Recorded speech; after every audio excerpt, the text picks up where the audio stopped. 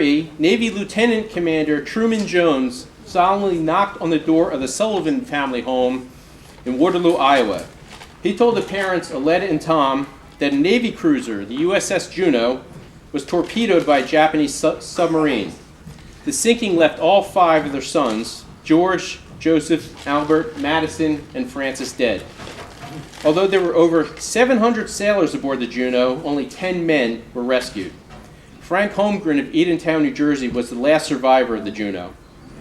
Mr. Holmgren, born in 1922, volunteered for the Navy as a teenager just after the attack on Pearl Harbor. That was my country the Japs were attacking. I enlisted with 5 friends and I was assigned to the USS Juno with my friend Charlie Hayes. The Juno was an anti-aircraft cruiser and I was a deck man. My battle station was at the fantail, passing arms to the gun turret. The ship cruised through the Panama Canal and arrived in the Pacific Ocean. On the 12th of November 1942, we were at Guadalcanal protecting the Marines on the island unloading ammo. We got word that there was a big fleet coming to bombard Guadalcanal, and we were sent out to intercept them. At 1 o'clock in the morning on Friday the 13th, we ran smack into the middle of them.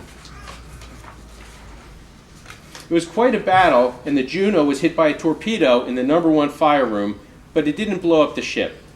It knocked out the power, including the guns, so we withdrew from the battle. The next morning, we were supposed to rendezvous with the remainder of the fleet. At about 11 in the morning, we were hit by a sub-launched torpedo. It was intended for the nearby USS San Francisco, but missed and hit us instead. It hit the front part of the Juno, and she blew up right in front of my face. It must have hit the ammo section, and the ship went down in a minute or less. It blew up half the ship, I imagine. I survived because my battle station was in the tail. When I hit the deck after the explosion, my hand just happened to hit a life jacket, and you better believe I grabbed it. I wrapped it around me, and I held onto the gun mount for dear life. Everything was sliding by as the ship turned, and I could hear the roar of the ocean coming. I thought to myself, I'm going to die, and I'm going down with the ship. Well, the next thing I know, I come shooting up out of the water. If I had died then, I never would have known it because it happened so fast. Mr. Holmgren found himself in the Pacific Ocean with the other sailors. There were 3 rafts in the water and some large nets that floated because of the cork attached. I managed to get on a raft. Now, I estimate there were 75 survivors on the rafts and the nets. Most of the men died of their wounds, and they were passing away left and right all around me. As they died, we just pushed them off into the water. And all these men died because we were not picked up right away. The other Navy ships left us. Mr. Holmgren recounts a quality that enabled him to survive under the tropical sun. I didn't go out of my head. Some of my shipmates went crazy. They wanted to dive below to the ship and get supplies. But there were sharks all around, and if you jumped off, you were dead. My friend Charlie Hayes survived the explosion. I didn't think he was injured in the blast, and he wanted to go down below to the ship. He didn't survive. This naturally jovial man recalls this with some bitterness. There was obviously no food. The next day, a plane flew overhead and dropped a rubber raft. 1 officer and 2 men hopped in it and made land. They were 3 of the 10 Juno survivors. I could see land some of the time we were in the water, but there was nothing to do but sit there and wait for a rescue. Finally, somebody asked if there were any volunteers who wanted to try to make land in one of the rafts. I volunteered and left Charlie behind. We tried to make land, but never got there because we were rescued first. We were in the water for 6 days and some hours when we were picked up on November 19th. There were only 10 survivors and 725 sailors. Imagine that. Mr. Holmgren took his first airplane flight that day. A seaplane just landed on the water. I was so damn scared as we zipped along because I thought we were submerging.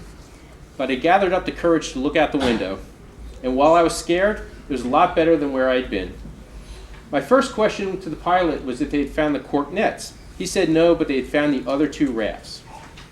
Mr. Holmgren reiterates, I just don't understand why the Navy didn't come back to rescue us earlier. If they had, a lot more sailors would have been saved. But later on, I learned that Captain Hoover of the USS Helena was the man in charge of the remaining ships because of the higher-ranking admirals were killed in the battle. Hoover did not believe that anyone could have survived the Juno explosion and told the other ships to leave the area because of the submarines. The Juno blast was so big that the other ships, located quite a distance away, were hit by shrapnel. Soon after, Admiral Halsey relieved Hoover of his command for not rescuing us. Hoover claimed he didn't want to break radio silence, but Halsey said that for a rescue, Hoover should have broken it. Hoover didn't do anything for us, and we shouldn't have been out there 6 days. Mr. Holmgren mentions the greatest irony of the survival. I could not and still cannot swim. So the life jacket saved me. I cheated on the swimming test during enlistment. I hopped in the pool, got wet, and signed the form attesting that I could swim. A stupid move on my part. During the war, the Navy wasn't as finicky about the test. They needed men.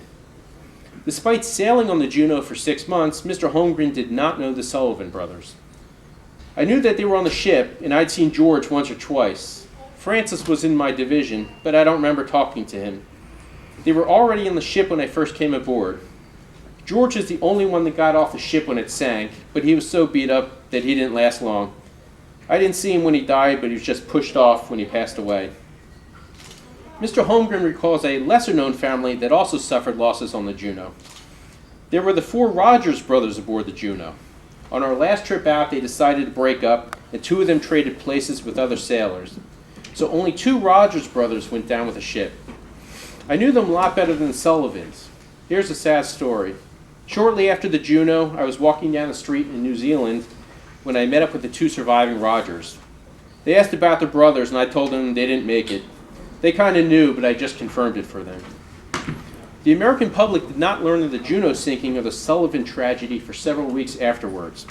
We didn't want the Japs to know which ships they sank. My mother and father got my missing in action report, and I was taken to a hospital in Fiji.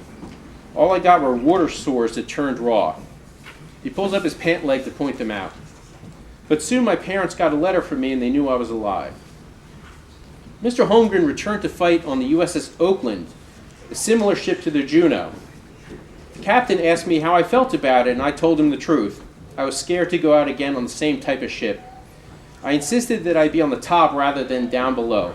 I'd rather see the action than be helpless. So I was a gun striker and ended up at gunner's mate 3rd class. I actually saw more action on that ship than the Juno. I fought at Gilbert Island, the Marshall Islands, and I got off the ship in June of '44 after the Saipan battle. I got shipped back to the States and spent 6 months at Earl Naval Weapons Station. As a tribute to the Sullivan brothers, the Navy dedicated USS the Sullivans during World War II, and the Sullivan parents christened it. After the dedication of the original USS the Sullivans, my friend Lester Zook and I tried to get on that ship, but I couldn't since I was on the Oakland. Then during the 1990s, the Navy commissioned another USS the Sullivans. I was at the second dedication, Staten Island, in 1995. I was invited with Lester Zook, since we were the only 2 Juno survivors alive then. Lester just died. He was hit by a car in Nevada on Friday, November 13th, the anniversary of the sinking. We went through all that on the ship only to be killed by a car. Mr. Holmgren did not tell his family that he was on Juno until 1987, when the city of Juneau, Alaska invited him to dedicate a monument. People started writing to me from all over the country. They tell me that their uncle or father was aboard, wanted to know if I knew them. I was in Waterloo, Iowa, the hometown of the Sullivans, for the 50th anniversary of the sinking, and they had a lovely parade. The old sailor reflects on his service and concludes with, "I just did what I had to do in the war." Mr. Holmgren died on May 11, 2009, at age 86.